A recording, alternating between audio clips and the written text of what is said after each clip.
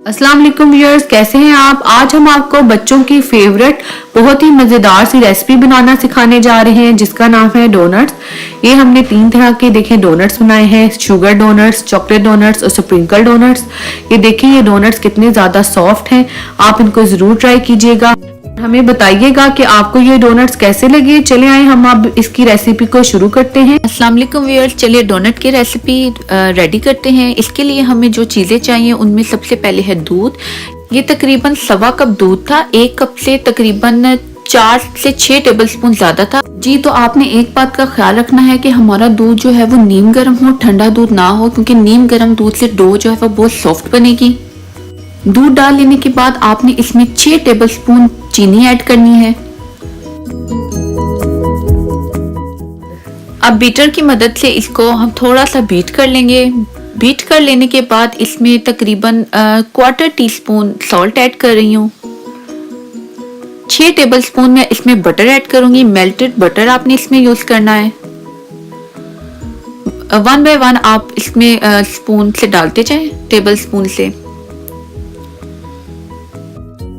तकरीबन 3 teaspoon, table spoon नहीं teaspoon, हमने इसमें ईस्ट ऐड करनी है। रूम टेम्परेचर के आपने इसमें 2 एग ऐड करने हैं। ये डाल लेने के बाद आपने दोबारा से बीटर की मदद से इसको हिलाना है।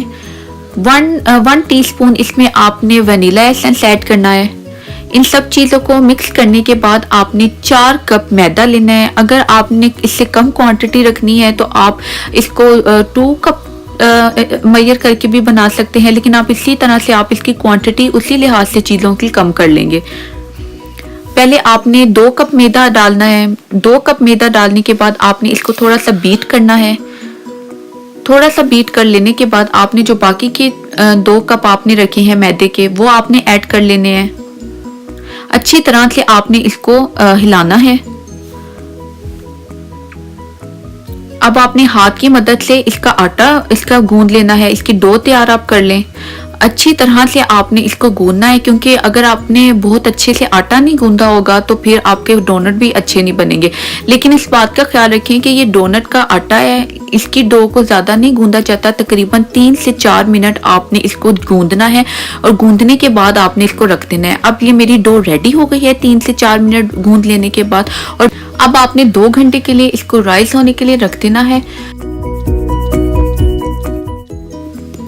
जी। आफ्टर 2 आवर्स ये देखिए आपकी डो बहुत सॉफ्ट हो जाएगी, बिल्कुल ये नरम सी हो जाएगी। अब आपने क्या करना है कि एक वुडन शेल्फ पे आपने थोड़ा सा मैदे को बिछाना है और अपने हाथ की हथेली की मदद से आपने इसको जोर जोर से जो है वो मसलना है, ताकि इसमें कोई लम्स यानी गुठली ना रह जाए।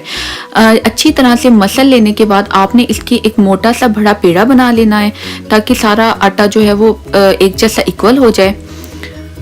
इस तरह बिल्कुल हाथों की मदद से, जिस तरह से मैं आपको बता रही हूँ आपने इसी तरह से करना है। फिर एक नाइफ की मदद से आप इसके जो है वो दो पेड़े बना ले अलग अलग से।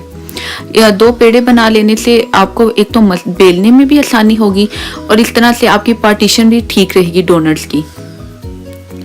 इसका आप एक पेड़ा बना लें और एक रोलिंग पिन की मदद से आप इसको बेल लें। आपने इसको ना तो ज़्यादा पतला रखना है और ना ही ज़्यादा मोटा।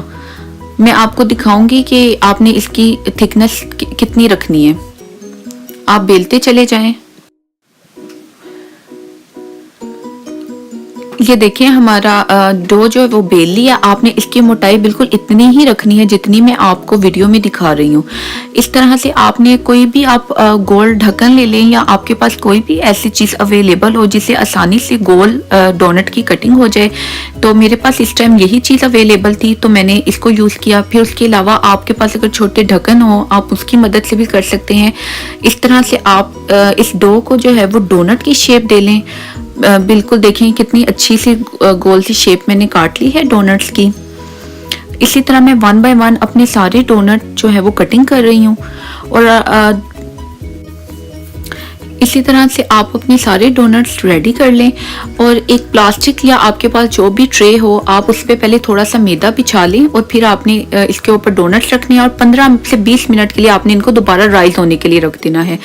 दूसरी तरफ मैं आपको इसकी ड्रेसिंग बता रही हूँ कि आपने इसको किस चीज़ों से डेकोरेट करना है। मेरे पास चॉकलेट चिप्स थे, ये थोड़े से कलरफुल से स्प्रिंकल्स थे और ये मेरे पास शुगर है, फाइन शुगर है थोड़ी सी।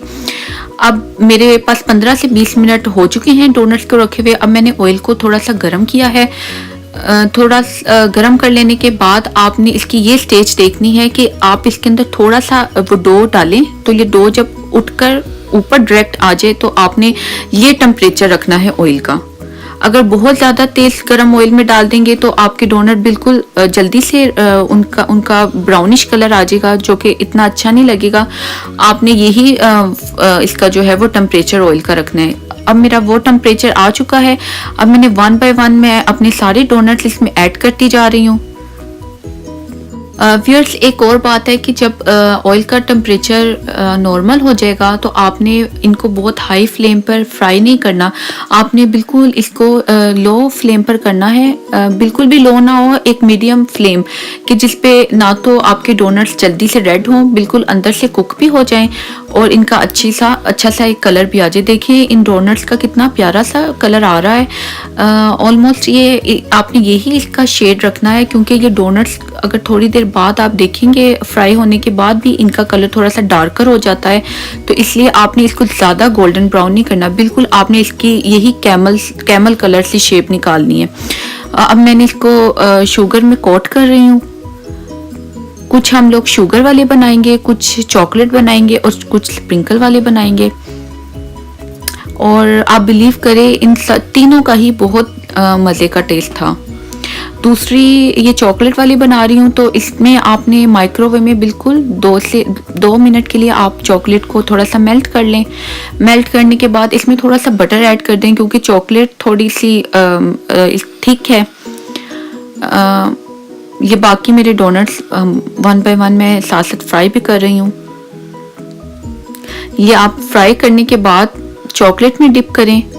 चॉकलेट में डिप करने के बाद जो स्प्रिंकल वाले होंगे वो हम स्प्रिंकल उसके ऊपर लगाएंगे ताकि स्प्रिंकल चॉकलेट के साथ स्टिक हो जाए। अगर आपके पास चॉकलेट चिप्स ना अवेलेबल हो तो आपके पास कोई भी चॉकलेट हो आप उसको यूज़ कर सकते हैं।